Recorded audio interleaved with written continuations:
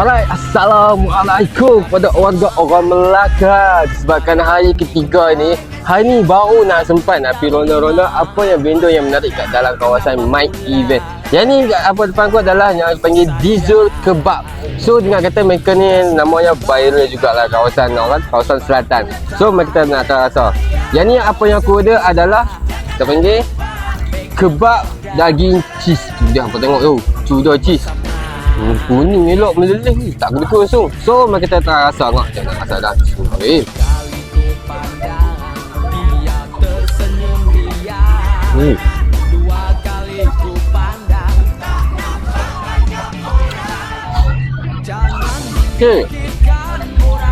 Tu daging ni dunia kita tahu kan dia punya lembut. Dia tak terlalu orang kata liat sangat, kerah. Memang dia punya masakan tu orang kata sama balance lah. Campur dengan mayonis, dengan dia punya cheese, antara sos kat dalam ni, dengan dia celup dengan black pepper tu, memang rasanya memang agak sama balance dan sebati lah, senang rasa campur dengan daging. Aku tak perhati rasa ni. Untuk harga apa jangan risau, dia serendah RM6 sahaja. Jadi orang Melaka, jom!